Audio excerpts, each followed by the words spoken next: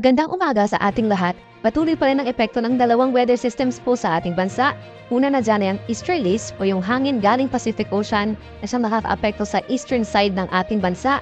Habang sa may extreme northern zone, nakaka-apekto pa rin po ang northeast monsoon o ramihan at sa ngayon ay inaasang lalakas sa mga susunod na araw. Base naman po sa ating latest satellite animation, wala naman tayong namamataan na low pressure area or bagyo na papasok sa ating PAR sa susunod po na 3 araw. Ngayong araw po asahan ang maulap na kalangitan at sasamahan ng may hinang ulan ang probinsya ng Batanes and Cagayan. Dulot po yan ng northeast monsoon at taasahan yung pagbaba ng temperatura ngayong madaling araw. Samantala dito naman sa Cordillera region, natitirang bahagi ng Cagayan Valley and Ilocos region, bagyang maulap in general ngayong araw at sasamahan din ng mga pulupulong may hinang ulan lalo na po mamayang hapon kung saan mostly cloudy skies na sa malaking bahagi po ng Northern Luzon. Sa ating mga kababayan sa may Central Luzon, malaking bahagi ng Southern Luzon including Metro Manila, bahagyang maulap na kalangitan ngayong umaga at minsan maaraw naman ang kalangitan habang mostly cloudy skies naman sa silangang parte ng Bicol Region. Aasahan din po yung mga pulupulong pag-ulan o yung mga isolated rain showers or thunderstorms lalo na sa mga probinsya ng Quezon, Aurora at malaking bahagi pa ng Bicol Region. Temperature natin dito sa Metro Manila nasa 23 hanggang 32 degrees Celsius. Sa ilang kapatagan pa po dito sa Luzon, nasa higit 30 degrees Celsius pa rin po magiging temperatura pagsapit ng tanghali, so may kainitan pa rin.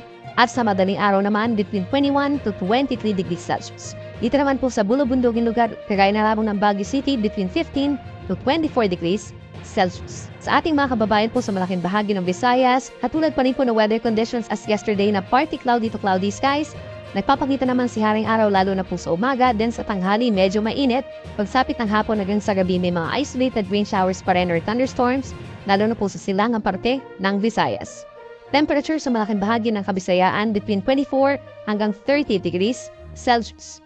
Ang huli sa ating mga kababayan po dito sa Mindanao, apektado pa rin po sila ng easterlies pero mapapalitan yung mga pag-uulan itong mga nagdaang araw ng minsan maaraw at bahagyang maulap na kalangitan. Kung pag-uusapan po natin ay ang Davao Region, Caraga Region, and Northern Mindanao. Habang may mga pag-ulan pa rin po as early as this morning sa bahagi po ng Zamboanga Peninsula and Bangsamoro Region, dulot po yan ng easterlies. Pagsapit ng tanghali, mababawasan yung mga pag-ulan dito sa western portion of Mindanao.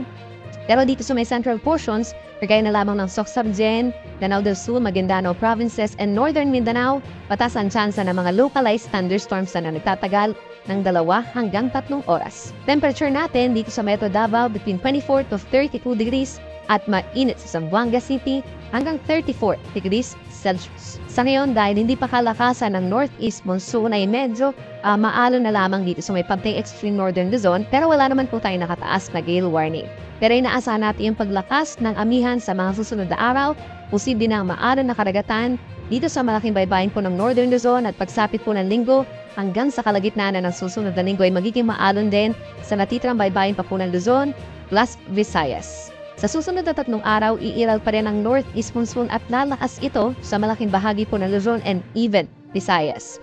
Dito sa Metro Manila, by the next 3 days, asahan pa rin yung bahagyang maulap at madalas maaraw naman po na umaga hanggang tanghali. Then pagsapit ng tanghali, bumababa ng bahagya yung ating temperatura. Kung 32 degrees Celsius tayo ngayong araw, maaring by the end of the weekend, nasa 31 degrees. Dito naman po sa Baguio City, steady lamang po yung ating temperatura. 14 to 15 degrees Celsius pagsapit ng madaling araw at hanggang 23 degrees Celsius lamang pagsapit ng tanghali. Possible na ang maulang panahon pagsapit ng Lunes.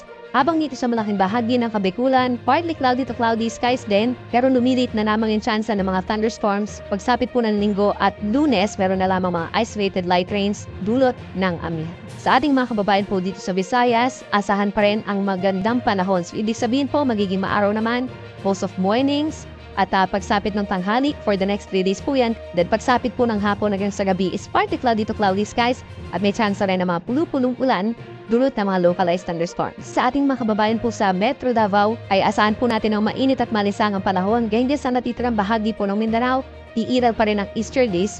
Pero hindi na yung mga pag-uulan ang mararanasan po natin. Mostly partly cloudy skies po tayo dahil sa tanghali medyo mainit at malisangan na at may chance na lamang po ng mga localized or mga isolated rain showers and thunderstorms.